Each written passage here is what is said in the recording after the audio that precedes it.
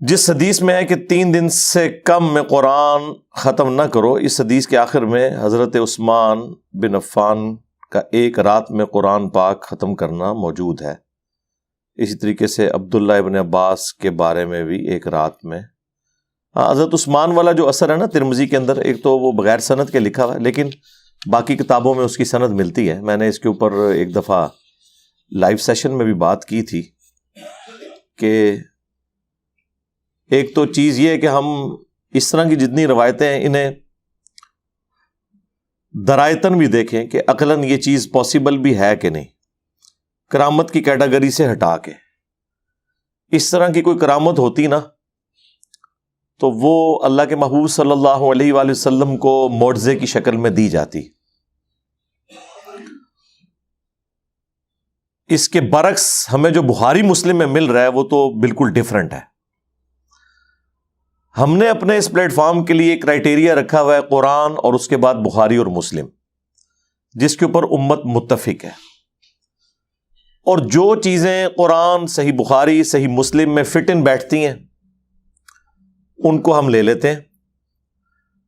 جو فٹ ان نہیں بیٹھتی یا تو ان کی روایت کے اوپر کوئی کلام ہوتا ہے یا پھر اس کی کوئی تعویل تلاش کرنے کی ضرورت ہے۔ اس کی وجہ ہے کہ وہ اتنی احتیاط کے ساتھ چیزیں جمع نہیں ہوئی۔ انہی میں سے ایک ایشو یہ سیدنا عثمان ابن عفان رضی اللہ تعالیٰ عنہ کے بارے میں آتا ہے۔ اس کے علاوہ چند تابعین کے بارے میں بھی آتا ہے کہ وہ ایک رات کے اندر قرآن کی تلاوت مکمل کر لیا کرتے تھے۔ اس وجہ سے پھر غلام مصطفیٰ ظہیر صاحب نے فضائل قرآن والی کتاب کے اندر نا اسے بڑا ڈیفینڈ کیا ہے، لیکن جواز کی حد تک۔ حالانکہ وہ خود مانتے ہیں کہ جامع ترمذی میں ہی موجود ہے کہ نبی الاسلام نے فرمایا جس نے 3 دن سے کم میں قرآن مکمل کیا اس نے قرآن کے فہم میں سے کچھ بھی حاصل نہیں کیا، اور قرآن کا مقصد فہم ہی حاصل کرنا ہے۔ مطلب یہ کوئی 100-150 صفحوں کی کتاب تو نہیں ہے، یہ تو اچھی خاصی بڑی کتاب ہے۔ تو اس حدیث کے تحت ہمارا تو موقف یہ ہے کہ یہ نبی الاسلام کی واضح حدیث کی موجودگی میں اگر کوئی شخص ایک رات کے اندر پورا قرآن مکمل کرتا ہے تو یہ بات کوئی نبی الاسلام کے ہاں پسندیدہ نہیں ہے۔ ہم حرمت کا فتویٰ نہیں لگاتے، لیکن یہ ایک روایت ہے جس کے اوپر یہ پورے کا پورا مقدمہ انہوں نے کھڑا کیا ہوا ہے۔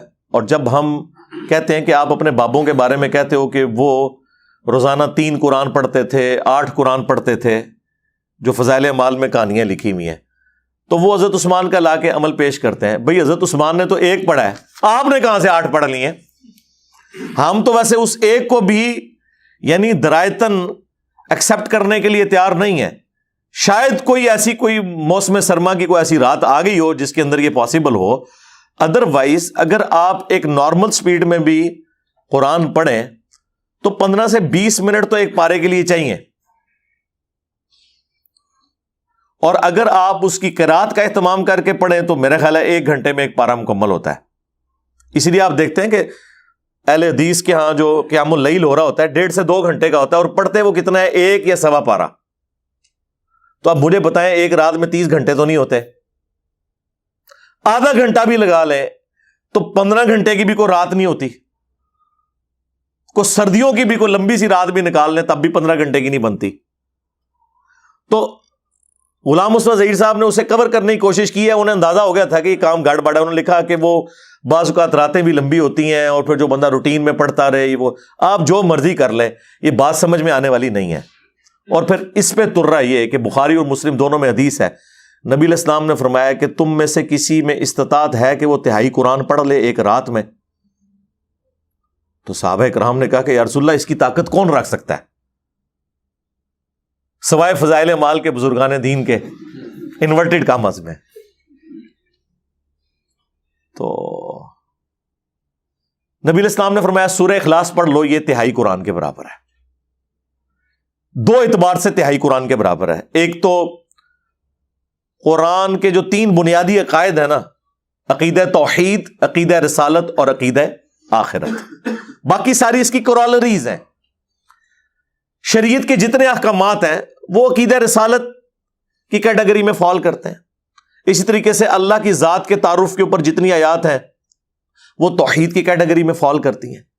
اور فکر آخرت سے متعلق یا آخرت کی جواب دہی سے متعلق جتنی آیات ہیں وہ عقیدہ آخرت سے متعلق ہے، اسی میں عذاب قبر، وہ ساری چیزیں اسی میں آ جاتی ہیں۔ تو یہ تین بنیادی مسلمانوں کے عقائد ہیں، عقیدہ توحید، عقیدہ رسالت اور عقیدہ آخرت۔ اب فرشتوں پر ایمان، ظاہر ہے وہ اللہ کے فرشتے ہیں، توحید میں ہی داخل ہو جائے گا۔ کتابوں پر ایمان، رسولوں پر ایمان، وہ عقیدہ رسالت میں آ جائے گا۔ اس اعتبار سے تہائی قرآن ہے سورہ اخلاص کہ توحید کا ٹچ سٹون ہے سورہ اخلاص، اور توحید قرآن کا ایک تہائی حصہ ہے ایڈریس کرنے کے اعتبار سے، اور اس اعتبار سے بھی ایک تہائی ہے کہ اس کا ثواب تہائی قرآن کے برابر ہے۔ تو اگر 3 دفعہ سورہ اخلاص پڑھ لی جائے تو ایک قرآن کے برابر ثواب ملے گا۔ تو اگر اس طرح کوئی 8 قرآن روزانہ کے پڑھتا ہے تو ہمیں تو کوئی اعتراض نہیں، 24 دفعہ سورہ اخلاص پڑھتا ہوگا۔ لیکن اگر آپ کہتے ہیں کہ نہیں وہ سٹارٹ سے لے کے اینڈ تک پڑھیں، تو پھر اس طرح کی باتوں کا مذاق ہی بنے گا نا، اور پھر آپ اسے کرامت بنا کے پیش کریں گے تو ہم کہیں گے کہ یہ کرامت اللہ کے نبی علیہ السلام کو کیوں نہیں حاصل تھی؟ جو آپ بعد کے لوگوں کے بارے میں کلیم کر رہے ہیں۔ سب سے زیادہ قرآن کے ساتھ شغف رکھنے والا کون تھا؟ اللہ کے نبی علیہ السلام۔ بخاری مسلم دونوں میں حدیث ہے کہ اللہ تعالی سب سے زیادہ توجہ سے وقت کے پیغمبر کو سنتا ہے جب وہ اللہ کی کتاب کی تلاوت کرتا ہے۔ یعنی یہ اللہ کو جو پسندیدہ ترین چیزیں ہیں نا، وہ اپنے نبی کی قرات سننا ہے قرآن پڑھتے ہوئے۔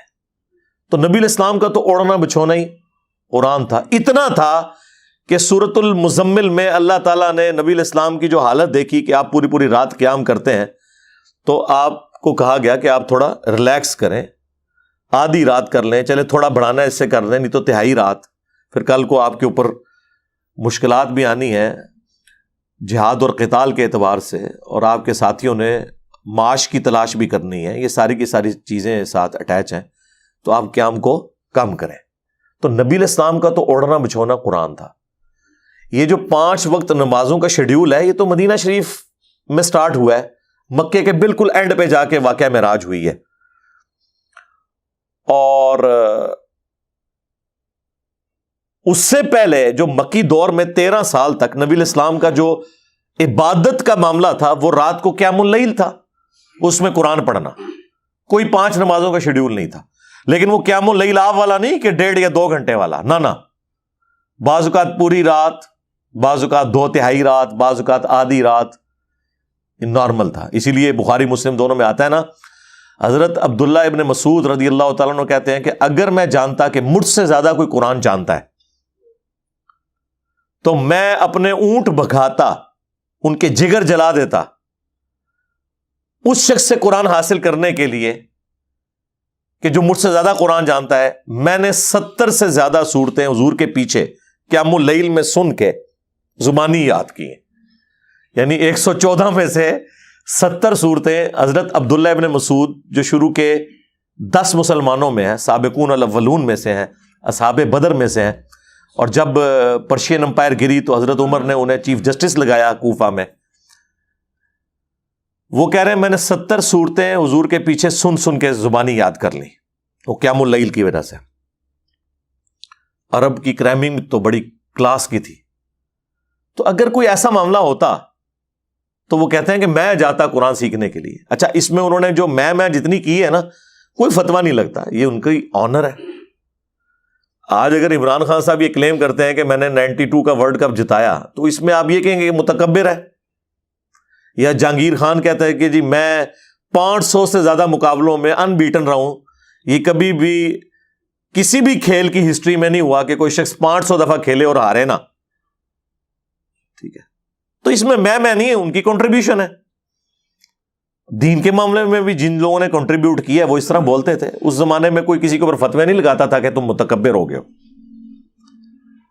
تو صحابہ کرام علیہم رضوان میں قرآن سیکھنے کا جذبہ اور شوق یہ تھا، لیکن آپ کو کہیں اس طرح نہیں ملے گا کہ وہ 3 یا 8 قرآن اور یہ سب کچھ جو کچھ یہ انہوں نے فضائل اعمال میں لکھا ہوا ہے، اور پھر حدیثیں جب موجود ہوں کہ صحابہ کرام تو اس چیز کو سمجھ رہے ہوں کہ محال ہے، اور نبی علیہ السلام فرما رہے ہوں کہ اس نے قرآن فہمی کا حق نہیں ادا کیا، اور آپ یہ کہتے ہیں جناب کہ جی 61 قرآن امام حنیفہ رحمۃ اللہ علیہ جو ہے وہ پڑھ لیتے تھے رمضان شریف میں، وہ کہتے ہیں جی ایک دن کے وقت ایک رات کے وقت، تو یہ 30 روزے ہو گئے، تو 60 قرآن اور ایک تراویحوں میں بھی۔ تو رات میں تو وہ پہلے ہی پڑھ رہے تھے، تراویح میں کون سا قرآن سن رہے تھے؟ نہیں، وہ تراویح بھی پڑھتے سن جماعت نہ، بس وہ ایک ساتھ بنایا ہوا ہے۔ تو 61 قرآن انہوں نے مشہور کیا ہوا ہے، اور یہ فضائل مال میں لکھا ہے۔ میں نے پہلے بھی کئی دفعہ عرض کیا ہے کہ جیلم میں ہی تبلیغی مرکز بھی ہے۔ ایک دفعہ میں ظہر کی نماز کے لیے اپنے بچوں کے ساتھ گیا وہاں نماز پڑھنے کے لیے۔ ظہر کی نماز وہ عموماً لیٹ پڑھتے ہیں، تو گرمیوں میں سنت ہے ظہر کی نماز کو لیٹ پڑھنا، تو میں کبھی کبھار وہاں جماعت کے ساتھ نماز پڑھنے، جن دنوں میں پبلکلی اس طرح جایا کرتا تھا ان دنوں کی بات کر رہا ہوں، تو ظہر کے بعد وہ فضائل اعمال سے درس کا سلسلہ بھی کرتے ہیں، تعلیم جسے کہتے ہیں۔ تو میرے بچے چھوٹے چھوٹے، یعنی 10 سال سے کم عمر تھی دونوں کی اس وقت، تو وہ فضائل اعمال سے وہ یہی پڑھ رہے ہیں کہ جی ایک بزرگ جو ہے روزانہ 3 قرآن پڑھتے تھے، 8 قرآن پڑھتے تھے، اور یہ سب کچھ نا۔ اب میں یعنی وہ سن رہا تھا اور مجھے بڑی پریشانی لگی ہوئی تھی، مجھے پتا تھا کہ یہ جو کچھ میں سوچ رہا ہوں کہیں یہ بھی نہ یہ سوچ رہے ہوں، اور میرا خدشہ درست نکلا۔ جب واپسی پہ موٹر بائک میں نے نکالی تو میرا بیٹا مجھ سے پوچھتا ہے کہ بابا یہ کیسے ہو سکتا ہے کہ روزانہ کوئی 8 قرآن پڑھ لے؟ ٹھیک ہے، اب ظاہر ہے وہ اس وقت تک 3 دفعہ تو قرآن ناظرہ وہ کمپلیٹ کر چکا ہوا تھا، اب اس کو تو نہیں آپ دھوکہ دے سکتے کہ بھئی یہ کرامت ہو گئی یا کوئی ٹائم بڑھ گیا اور یہ ہو گیا اور وہ ہو گیا۔ تو میں نے اسے کہا کہ بیٹا یہ کہانی ہے، اس کو چھوڑ دو، جو باقی باتیں ہیں وہ آپ لے لو۔ یہ آپ نے امت کو ایجوکیٹ کرنا ہے، ساتھ ساتھ یہ کہانیاں لکھ کے مر چکے ہیں، مصیبت ڈال گئے ہیں پچھلوں کو، اور پھر جب ہم ان لوگوں کی باتوں کا انالیسس کرتے ہیں، لوگ کہتے ہیں ہمارے بزرگوں کا مذاق اڑاتے ہیں۔ بزرگوں نے خود مذاق اڑایا۔ اب فضائل مال میں انہوں نے لکھا ہوا کہ جی 12 دن تک ایک بزرگ کا واقعہ ہے کہ ایک ہی وضو سے ساری نمازیں پڑھی، یعنی 12 دن تک نہ وہ سوئے، نہ انہوں نے کھانا پینا کیا، اور نہ ٹوائلٹ گئے۔ تو وہ کوئی بہت بڑے لیول کا کوئی، میرا خیال ہے grains book of world record میں اس مریض کا نام لکھنا چاہیے۔ کوئی مریض ہی ہوگا نا جس کی نہ ہوا جاری ہو، نہ اسے پیشاب آئے، نہ اسے بھوک لگے، یا وہ پھر بستر مرگ کے اوپر ہوگا اور اشاروں سے اس نے 12 دن تک یہ ساری نمازیں پڑھی ہوں گی، لیکن یہ تو نہیں لکھا ہوا، اور کہتے ہیں کرامت ہے۔ کرامت تو صحابہ کرام کو تو اس طرح کی کوئی کرامت حاصل نہیں تھی، اور اس زمانے میں تو سب کچھ نارمل چلتا تھا۔ اسی طریقے سے آپ مطلب عجیب و غریب یہ کہانیاں تو آپ کو ہر دوسری جگہ سننے کو ملیں گی کہ جی وہ بزرگ جو ہیں وہ بیٹھے یہاں ہوتے تھے اور نماز مکے پڑھ لیتے تھے، مدینے جا کے پڑھ لیتے تھے، ان کی یہ پرواز ہوا کرتی تھی، روحانی پرواز، اور یہ وہ۔ ہم کہتے ہیں جی صحیح مسلم میں حدیث موجود ہے، مشکات کے اندر بھی ہے، بنو سلمہ جو ہیں وہ مدینے کے چوراہے پہ کھڑے ہیں، اللہ کے نبی پاس سے گزرے ہیں صلی اللہ علیہ وآلہ وسلم، اور استفسار فرمایا تو انہوں نے کہا یا رسول اللہ ہم نے ارادہ کیا کہ ہم شہر میں شفٹ ہو جائیں، کیونکہ ہمیں گاؤں سے آنا پڑتا ہے نماز پڑھنے کے لیے، لیٹ ہو جاتے ہیں۔ تو آپ علیہ السلام نے فرمایا کہ تم وہیں رہو، تم جتنے قدم چل کے آتے ہو تو اللہ کے حضور تمہارے لیے نیکیاں لکھی جاتی ہیں۔ اچھا وہ شفٹ اس لیے ہو رہے ہیں کہ ہمیں نماز میں آسانی ہوگی، دور سے آنا، جماعت میں شامل ہونا ایک تردد کا کام ہے، تو ہم قریب ہی آ جائیں۔ اور نبی الاسلام فرما رہے ہیں جتنے قدم چل کے آتے ہو ثواب ہوگا۔ ان کے وہم و گمان میں بھی نہیں تھا کہ اڑ کے بھی کوئی آ سکتا ہے، نہیں تو نبی الاسلام فرماتے ہیں کہ بھئی تم تو بڑی شان والے ہو، تمہارے گھوڑے کے قدموں کی خاک جو گھوڑے کے نتنوں میں بیٹھے، جو ایک کہانی انہوں نے بنائی ہوئی ہے لمبی سی، اور اس کو کوئی غوث کتب ابدال نہیں پہنچ سکتا، اور غوث کتب ابدال تو جو ہے وہ ایک نماز مکے پڑھیں گے، ایک مدینے، ایک بیت المقدس، اور اس اون بھی پڑھتے نا بیت المقدس کے کوئی نہیں کہ اتنے اسرائیل دی فوج وڑن نہیں دینی انہوں نے، ٹھیک ہے، تو چھڑاتے کیوں نہیں ہیں؟ بیت المقدس نمازیں پڑھتے ہیں یہ بزرگ جا کے، اور نگاہیں مار کے بندوں کو بھسم کرتے ہیں، تو اسرائیلی فوجیوں کو وہاں سے ہٹا دینا, مسلمانوں کے لیے آسانی ہو جائے. ٹھیک ہے, ڈیوٹیاں لگی ہیں نا جی. اللہ کیوں نہیں کرتا؟ اللہ اس لیے نہیں کرتا کہ اللہ نے مسلمانوں کی ڈیوٹی لگائی ہوئی ہے, اور مسلمانوں نے ڈیوٹی لگائی ہوئی ہے غوث قطب ابدال کی طرف. تو تمہیں ہی پوچھنا ہے نا کہ آپ کراچی شہر کی ڈیوٹی پہ ہیں اور کراچی کی ساری ہیروئن اور ساری افیون اور چرس آپ کے مزار کے اوپر بک رہی ہے, تو یہ کیا ڈیوٹی آپ پوری کر رہے ہیں؟ آپ جناب لاہور شہر کی ڈیوٹی آپ کے پاس ہے, آپ کو کہتے ہیں جی روحانی گورنر پنجاب, اور جتنی بے حیا عورتیں ہیں وہ اپنا ناچ گانا, اور جتنے چرسی اور پاؤڈری ہیں وہ آپ کے مزار پہ نظر آئے, تو سرکار آپ سے پوچھیں گے نا کہ آپ نے ڈیوٹی پوری کی ہے یا نہیں. آپ ہی سے پوچھیں گے, آپ کا کلیم ہے نا. اللہ کا کلیم کہیں نہیں ہے کہ میں یہ کروں گا, وہ تو امت کی ڈیوٹی ہے. تو پھر ان ساری چیزوں کو چھپانے کے لیے ان کے پاس بڑے یعنی جھوٹے قسم کے بہانے ہوتے ہیں.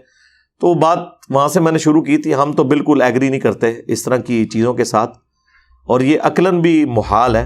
ہو سکتا ہے راوی کا وہم ہو سکتا ہے کہ کوئی ایک آدھ دفعہ کوئی ایسا معاملہ ہو گیا ہو, نہ یہ کوئی روٹین والا معاملہ پاسبل ہے, نہ ہم ان روایتوں کی بنیاد پہ ہمیں کوئی چیز مجبور کرتی ہے کہ جو چیز واضح قرآن کے اسلوب کے, بخاری اور مسلم کے اسلوب کے خلاف ہے ہم اسے ایکسیپٹ کر لیں. بالکل قطعاً نہیں. قرآن میں واضح ہے طٰہٰ ما انزلنا علیک القرآن لتشقیٰ, ہم نے نبی قرآن آپ پہ اس لیے نازل نہیں کیا کہ آپ مشقت میں پڑ جائیں. الا تذکرۃ لمن یخشیٰ, یہ تو نصیحت ہے صرف اس کے لیے جو اللہ کی دھمکی سے ڈر جائے. یعنی ہاں آپ اس مصیبت میں, اس تکلیف میں اپنے آپ کو مت ڈالیں کہ لوگ حق بات قبول نہیں کر رہے. یہ تو صرف ان کے لیے نصیحت ہے جو اللہ کی دھمکی سے ڈرتے ہیں.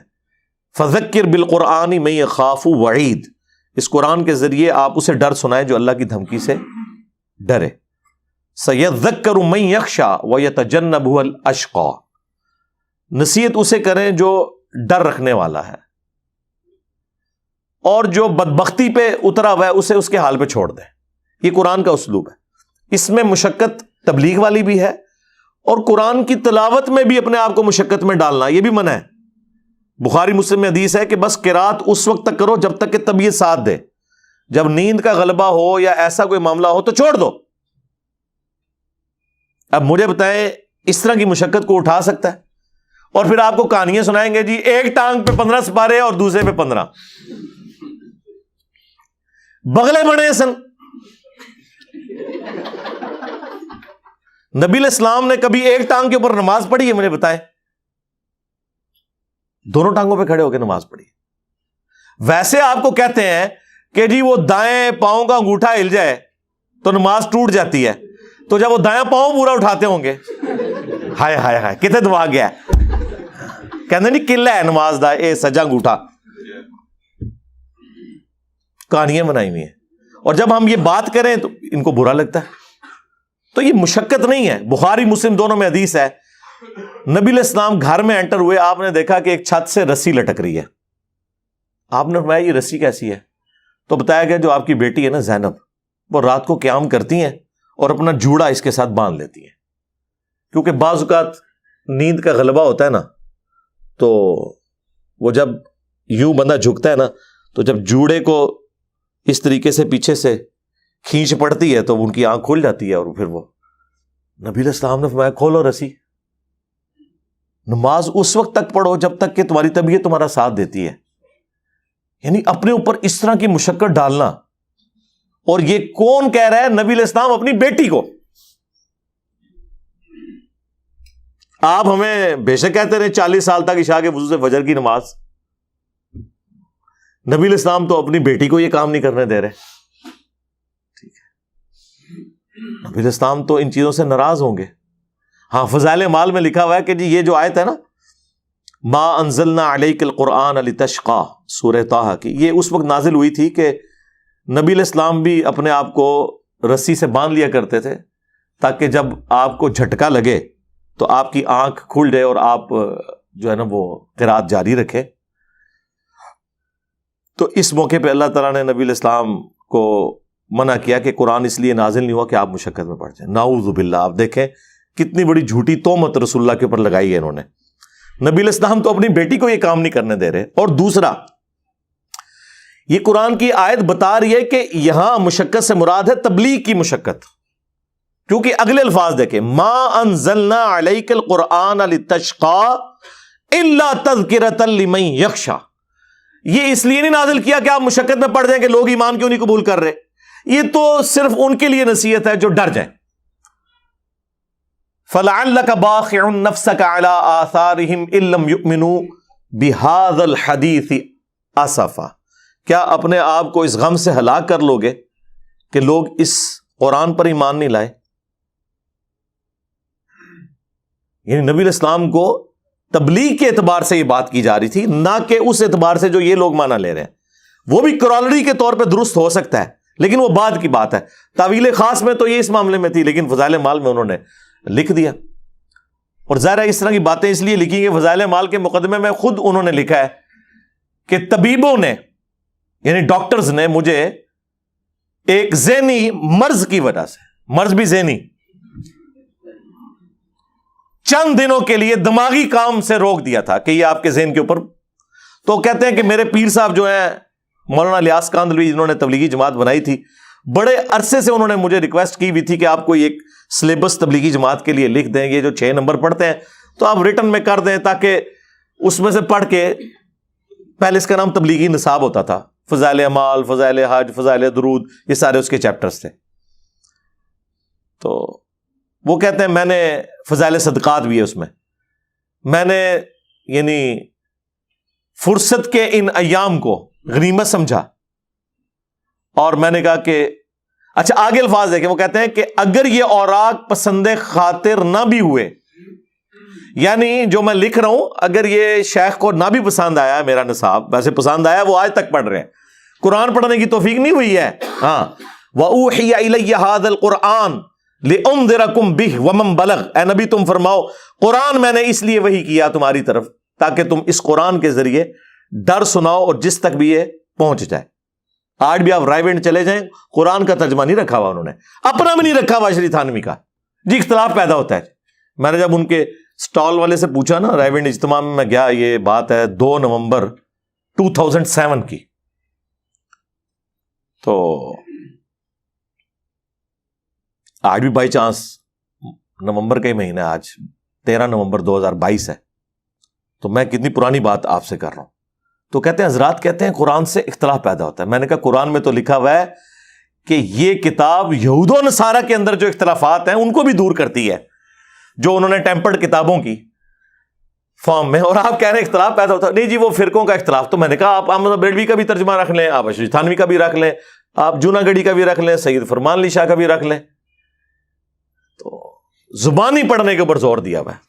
تو اس میں لکھا وہ اوراق جو ہیں وہ پسند خاطر نہ بھی ہوئے تو تب بھی میرے خالی ایام تو اس بابرکت مشغلے میں صرف ہو ہی جائیں گے. وہ کہتے ہیں چلو میرا ٹائم تو پاس ہو جائے گا.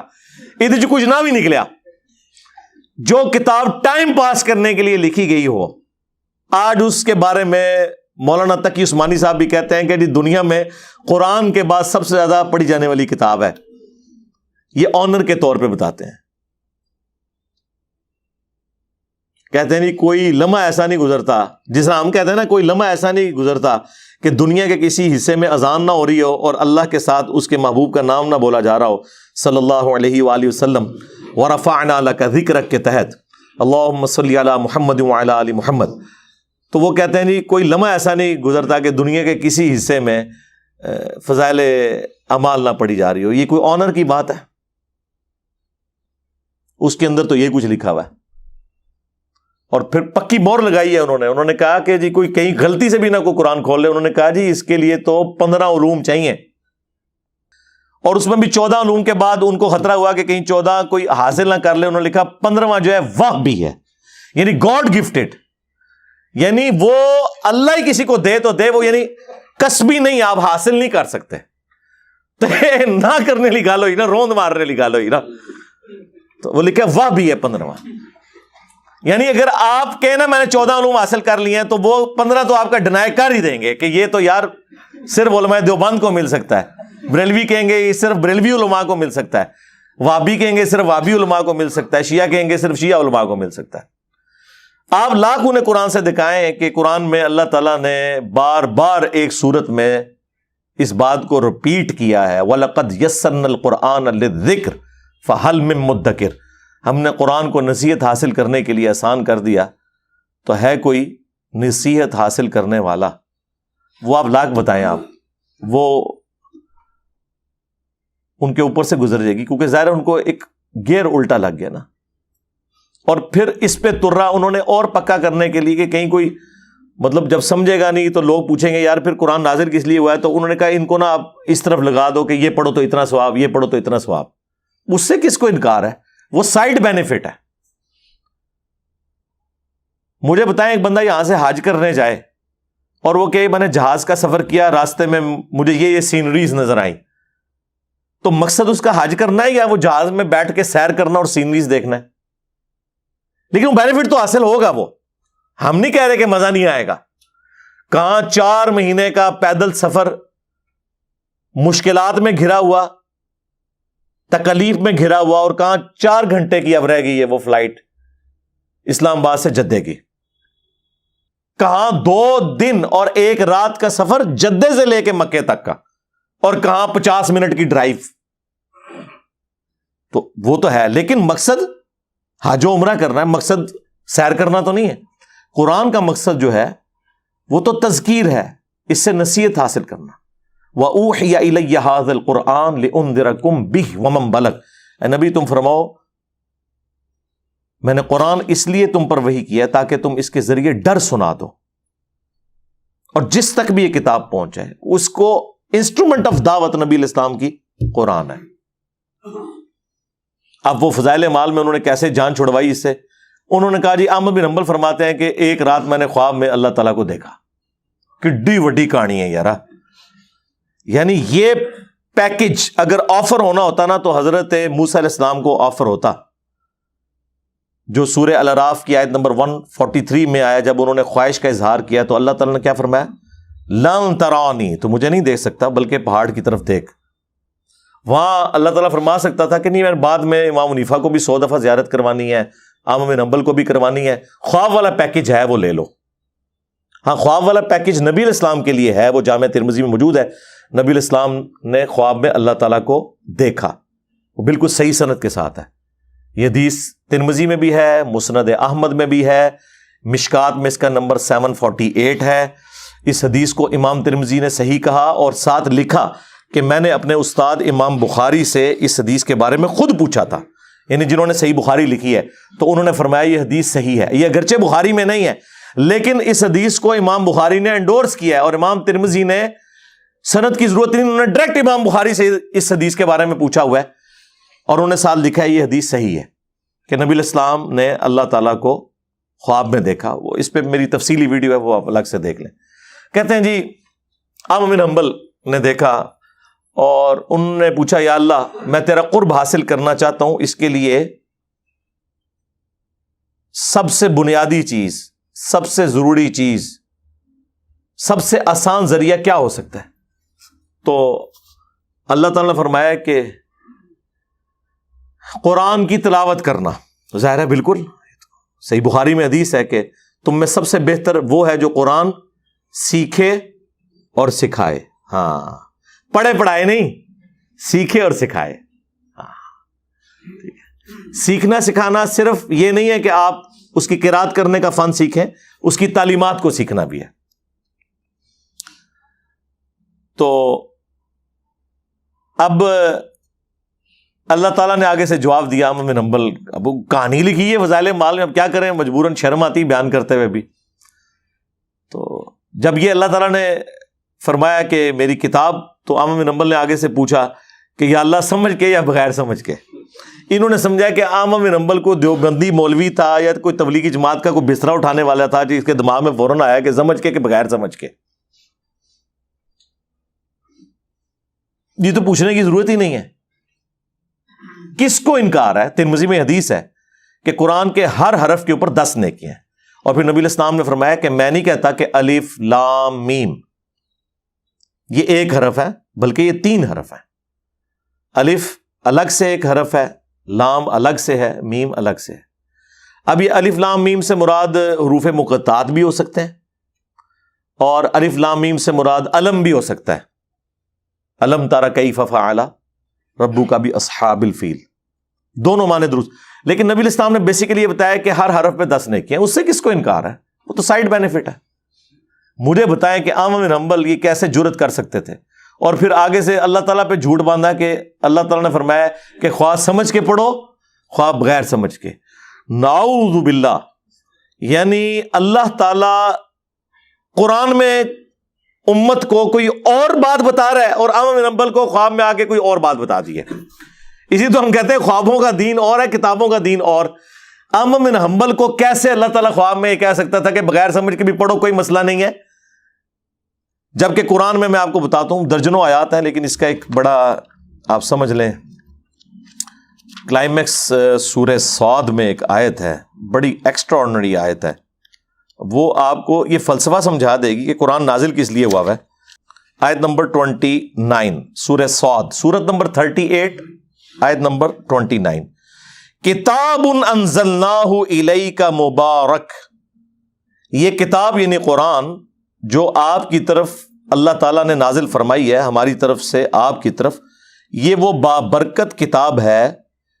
لیدبروا، یہ نازل اللہ تعالیٰ نے فرمایا میں نے اس لیے کی ہے تاکہ لوگ تدبر کریں آیات ہی، اس کی آیات پر. تلاوت نہیں، صرف تدبر، غور و تفکر کریں. وَلِيَتَذَكَّرَ أُولُو الْأَلْبَابِ، اور نصیحت حاصل کریں اس سے جو عقل والے ہیں. یعنی جو مینٹل ہے، پاگل ہے، مجنون ہو گیا ہے، دماغ خراب ہو گیا ہے، اس کے اوپر تو شریعت کا قلم اٹھ گیا.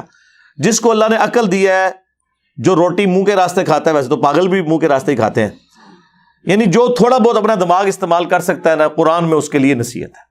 اور نہیں جی وہ متقین کے لیے، جی ہدی للمتقین. آپ کو کس نے یہ بات بتا دی ہے کہ متقین کا مطلب داڑھی پگڑی پیری مریدی ڈگری ہے؟ اس کا تو مطلب ہے عام بندے کے لیے ہدایت ہی نہیں ہے. اور پھر قرآن کی اس آیت کا کیا کریں گے؟ ہدی للناس وبینات من الہدی والفرقان شہر رمضان الذی انزل فیہ القرآن ہدی للناس وبینات من الہدی والفرقان. رمضان کا مہینہ وہ ہے جس میں قرآن نازل ہوا جو پوری انسانیت کے لیے ہدایت ہے. اور صرف ہدایت نہیں، ہدی للناس وبینات من الہدی، اور ہدایت کے روشن دلائل ہیں اس میں، والفرقان، اور یہ حق اور باطل میں تمیز کرنے والی کتاب ہے. صحیح بخاری میں نبی علیہ السلام کے لیے بھی آیا محمد فرق بین الناس، محمد لوگوں میں حق اور باطل کے درمیان فرق ہے، صلی اللہ علیہ وآلہ وسلم. تو ہدی للمتقین کا مطلب ہے ہدایت ہے ان کے لیے جو ڈر جائیں. وہ داڑھی والا بھی ہو سکتا ہے، بغیر داڑھی والا بھی ہو سکتا ہے، نمازی بھی ہو سکتا ہے، بغیر نمازی بھی ہو سکتا ہے. جو ڈر جائے اس بات سے کہ جس اللہ نے میری مرضی کے بغیر مجھے پیدا کیا وہ میرے ساتھ کچھ بھی کر سکتا ہے، اور مرنے کے بعد مجھے پیش ہونا ہے اس کے سامنے. جو بھی اس تصور سے ڈر گیا اس کے لیے قرآن میں ہدایت ہے. اور جو اس تصور سے نہیں ڈرا، چاہے وہ کسی اسلامی جماعت کا امیر ہی ہو، کوئی مذہبی پیشوائی ہو، 2 فٹ لمبی اس کی داڑھی ہو، اور پورے تھان جتنی اس نے پگڑی سر پہ باندھی ہوئی ہو، اس کے لیے قرآن میں کوئی ہدایت نہیں ہے اگر وہ ڈرتا نہیں ہے. ہدی للمتقین کا مطلب یہ ہے. ہدی للمتقین کہتے ہیں، ساتھ ہی اپنے بزرگوں کے نام لینا شروع کر دیتے ہیں. وہ بزرگ جنہوں نے اپنے ناموں کے کلمے پڑھائے، وہ بزرگ جنہیں دوسرے فرقوں کے بزرگ کافر کہیں اور وہ ان کو کافر کہیں، یہ بزرگوں کا ٹوٹل سٹیٹس ہے ان کے. تو بات کہاں سے سٹارٹ ہوئی تھی؟ یہ کرامت ہی ہوتی ہے. کبھی میرے پہ کوئی کیفیت طاری ہو جائے. وہ سوال ایسا تھا کہ مجھے اچانک ذہن میں آیا کہ یہ بڑے عرصے سے ادھار تھا میرے اوپر کہ میں ایسے ویڈیو ریکارڈنگ میں آفیشلی بھی لے کے آؤں کہ ایک رات میں 2 قرآن تھے، 3 قرآن تھے، 8 قرآن خدا دا نہ آ جائے، اللہ کو ڈر جاؤ اللہ کرو. یہ 30 پارے بھی قرآن کے جو بعد میں بنائے گئے صرف اس لیے صحابہ کرام کے زمانے میں 7 دن میں قرآن مکمل ہوتا تھا، اور وہ قرآن کی 7 منزلیں ہیں. بعد میں جب لوگوں کی مصروفیات بڑھ گئیں تو 30 پارے کیے گئے کہ چلو روزانہ کا 1 پارہ پڑھ لیا جائے. یہ روزانہ کے 8 قرآن یا رات کو کھڑے ہو کے ایک ٹانگ پہ 15 سپارے دوسرے پہ 15 سپارے، یہ تو اس چیز کو تو اس زمانے میں تو گناہ ہی سمجھا جاتا تھا. بخاری مسلم دونوں میں حدیث ہے کہ 3 اصحاب نبی علیہ السلام کی غیر موجودگی میں آئے اور امہات المومنین سے انہوں نے پردے میں پوچھا کہ نبی علیہ السلام کی دن رات کی روٹین کیا ہے، اور انہوں نے گمان کیا کہ حضور کی تو روٹین بڑی نارمل سی ہے، آپ کوئی زیادہ عبادت نہیں کرتے، نہ اس طرح زیادہ نمازیں پڑھتے ہیں، نہ زیادہ روزے رکھتے ہیں. تو انہوں نے آپس میں گفتگو کی کہ اللہ کے نبی تو بخشے بخشائے، انہیں تو ضرورت ہی نہیں ہے. ایک شخص نے کہا کہ میں شادی نہیں کروں گا پوری زندگی، اللہ اللہ کروں گا. دوسرے نے کہا کہ میں روزانہ روزہ رکھوں گا، اور تیسرے نے کہا کہ میں روزانہ پوری رات جاگ کے نماز پڑھا کروں گا. اب یہ تینوں وہاں اقوال زرعی ارشاد فرما کے جب چلے گئے اور اللہ کے نبی علیہ السلام واپس آئے تو اللہ کے نبی کو بتایا گیا کہ یہ آپ کے اسٹوڈنٹس اس قسم کی گفتگو کر کے گئے ہیں. حضور جلال میں آ گئے. آپ نے کہا کہ بلاؤ ان کو. انہوں نے سمجھا ہے کہ سانو کوئی تمغہ دینے لگے نے. اللہ کے نبی علیہ السلام فرمایا کہ یہ کیا تم نے کلیم کیے ہیں، یہ میں روزہ رکھتا بھی ہوں چھوڑ بھی دیتا ہوں، نفلی روزے رکھتا ہوں نہیں بھی رکھتا، رات کو میں سوتا بھی ہوں عبادت بھی کرتا ہوں، اور نکاح تو میری سنت ہے. جس نے میری سنت سے اغراض کیا، من رغب عن سنتی فلیس منی، اس کا مجھ سے کوئی تعلق نہیں ہے. اسی حدیث کے اوپر امام بخاری نے باب بند ہے کہ عبادت میں غلو کرنا مکروہ ہے، دین میں ناپسندیدہ عمل ہے نمازوں میں نوافل میں غلو کرنا. بخاری مسلم حدیث ہے، عبداللہ بن عمر بن عاص کی شکایت حضور تک پہنچی کہ جی ان کی بیوی کی جانب سے کہ یہ روزانہ جناب روزے رکھتا ہے، رات کو عبادت کرتا ہے. نبی علیہ السلام نے بلا کے ڈانٹا. آپ نے فرمایا کہ یہ کیا، اگر روزانہ رات کو جاگو گے تو اندھے ہو جاؤ گے. اب حضور کو اگر کوئی بتائے کہ یا رسول اللہ آپ کے بعد آنے والے لوگوں نے کیا کام ڈالے ہیں، کتنے صوفیاء کے بارے میں تذکرۃ الاولیاء میں لکھا ہوا ہے کہ رات کو وہ نمک کا سرما آنکھوں میں لگاتے تھے تاکہ جاگ کے عبادت کر سکیں، اور آپ کیا فرما رہے ہیں، اندھے ہو جاؤ گے. اور وہ جو بخاری مسلم کی حدیث کے ایک رسی لٹک رہی تھی، حضرت سیدہ زینب حضور کی بیٹی، وہ باندھ کے نماز پڑھتی، آپ میں کھولو رسی، جب تک طبیعت ساتھ دے نماز پڑھو چھوڑ دو. یہ کیا ہے کہ جوڑے کے ساتھ رسی باندھی ہوئی ہے، یعنی کتنا یہ غلو. آپ مجھے بتائیں عبد القادر جیلانی یا امام حنیفہ کی طرف جو منسوب ہے، اگر انہوں نے کیا تو اللہ انہیں معاف کرے، اگر انہوں نے نہیں کیا تو اللہ تعالیٰ پچھلوں کے اوپر غضب نازل فرمائے جنہوں نے ان کی طرف جھوٹ منسوب کیا کہ عشاء کے وضو سے فجر کی نماز پڑھتے تھے. ہاں اگر یہ ہے کہ وہ آخری آدھے گھنٹے میں اٹھ کے عشاء پڑھتے تھے اور پھر اسی وضو سے فجر، پھر تو ٹھیک ہے، وہ تو ساڑھے کافی سارے اسٹوڈنٹ انجی کر دینے، پھر مغرب بھی بے شک نال پڑھ لین، کوئی مسئلہ نہیں، نمازیں جمع ہو سکتی ہیں. لیکن اگر اس سے مراد یہ عام روٹین لے رہے ہیں تو یہ ہے بھی جھوٹ ہے اور ناپسندیدہ عمل. امام بخاری نے باقاعدہ باب باندھا ہے اس حدیث پہ. تو عبداللہ بن عمر بن عاص کو نبی علیہ السلام نے کہا کہ تیری آنکھیں اندھی ہو جائیں گی، تیرے جسم کا بھی تجھ پہ حق، تیری بیوی کا بھی تجھ پہ حق. اور پھر آپ نے فرمایا کہ روزانہ روزے نہ رکھو، ایک دن چھوڑ کے ایک دن روزہ رکھ لیا کرو، یہ داؤدی روزے ہیں. اور روزانہ روزہ رکھنے والا گویا ایسا ہے کہ وہ روزہ رکھتا ہی نہیں. دیکھیں بالکل الٹ بات، یعنی اللہ کے حضور 0 سے ملٹیپلائی. ہم تو سمجھتے ہیں کہ کام زیادہ میٹھا تیز کر دو تو میٹھا ود جاتا ہے. اسلام میں اگر آپ نے میٹھا تیز کیا تو وہ چیز ریجیکٹڈ ہو جائے گی، وہ بدعت ہو جائے گی، کیونکہ نبی الاسلام کے راستے سے ہٹ گئی نا. من احدث فی امرنا ھذا فہو رد، جس نے ہمارے دین میں کوئی چیز خود سے داخل کی وہ مردود ہے.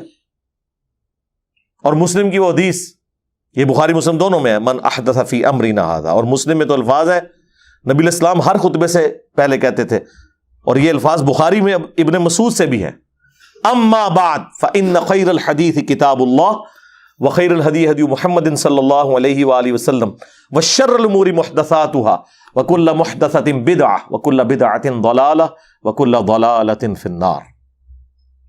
آگاہ ہو جاؤ، سب سے بہترین کلام اللہ کی کتاب ہے، سب سے ہدایت یافتہ راستہ محمد صلی اللہ علیہ وآلہ وسلم کا ہے۔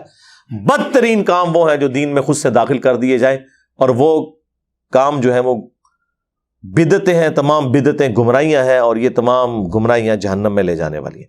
کچھ الفاظ سنن نسائی میں ہیں، کچھ ترمذی میں۔ مین سٹرکچر اس کی بخاری میں موقوفاً ابن مسعود سے ہے، اور مسلم میں امام جعفر نے اپنے باپ امام باقر علیہ السلام سے، اور انہوں نے جابر بن عبداللہ سے یہ حدیث روایت کی ہے۔ مسلم میں اس کا نمبر 2005 ہے۔ تو میرے بھائی، ہم تو پھر عرض ہی کرتے ہیں کہ مرنے سے پہلے اے مسلمان کر لے اس پہ غور، کتابوں کا خدا اور ہے، بابوں کا خدا اور، کتابوں کا نبی اور ہے، بابوں کا نبی اور، کتابوں کا دین اور ہے، بابوں کا دین اور۔ یعنی یہ نہیں ہے کہ وہ کسی اور پیغمبر کو یا اللہ کو یا کسی اور دین کے ماننے والے ہیں، مانے ہوئے ہیں، لیکن نام اس کا لے کے اپنا سودا بیچ رہے ہیں۔ مکے مدینے کی آواز لگا کے بغداد شریف، اجمیر شریف اور دیوبند شریف اور بریلی شریف میں پھینک رہے ہیں، آواز لگا رہے ہیں مکے مدینے کی۔ اگر یہ مکے مدینے کی آواز لگانا چھوڑ دے تو ہمیں ان سے کوئی گلہ بھی نہ ہو، لیکن ہم اپنے نبی کے ساتھ انہیں غداری کرنے نہیں دیں گے کہ نام لیں ہمارے نبی کا۔ بھائی یہودی ہو جاؤ، عیسائی ہو جاؤ، ہندو ہو جاؤ، جو مرضی کرو، ہم کبھی تمہیں کرٹیسائز بھی نہیں کریں گے۔ وہ ہمیں قرآن نے منع کیا ہے کہ کسی کے جھوٹے خداؤں کو برا نہیں کہنا۔ اچھا، بعض لوگ اس کی بلی لے رہے ہیں کہ انجینئر صاحب قرآن میں تو حکم ہے کسی کے جھوٹے خداؤں کو برا مت کو، وہ تمہارے سچے کو گالی دیں گے، تو انجینئر صاحب بزرگوں کو برا کیوں کہتے ہیں؟ اس لیے کہ بزرگ کسی کے جھوٹے خدا کی بات نہیں ہے، وہ ہمارے دین کے اوپر ڈاکہ مار رہے ہیں۔ اگر یہ بزرگ کہیں نا ہم ہندو ہیں، سکھ ہیں، عیسائی ہیں، تو ہم انہیں کبھی بھی برا نہیں کہیں گے، ہم علمی طریقے سے ان کا رد کریں گے۔ لیکن اگر یہ کہیں گے کہ ہم مسلمان ہیں اور ہم نبی الاسلام کا دین آپ تک پہنچا رہے ہیں، ہم قرآن کی تعلیمات پہنچا رہے ہیں، اور اندر انہوں نے اپنے بابوں کی سٹوریاں رکھی ہوئی ہیں، تو سرکار یہ تو واجب القتل ہیں، غدار ہیں اگر خلافت اسلامیہ قائم ہو تو۔ لیکن ہم تو صرف علمی رد کرتے ہیں، قانون ہاتھ میں نہیں لیتے۔ آپ کہہ رہے ہیں گالی دینے کی بات، یہ تو بہت آگے تک بات ہے، یہ غدار ہے۔ اس لیے تو ہم نے عرض کیا ہے کہ میرے نبی سا ہے ہی کوئی نہیں، تیرے بابے تے شے ہی کوئی نہیں۔ صلو علی محمد وآل محمد، اللہم صلی علی محمد وعلی آل محمد واصحاب محمد وازواج محمد وامت محمد اجمعین الی یوم الدین، آمین۔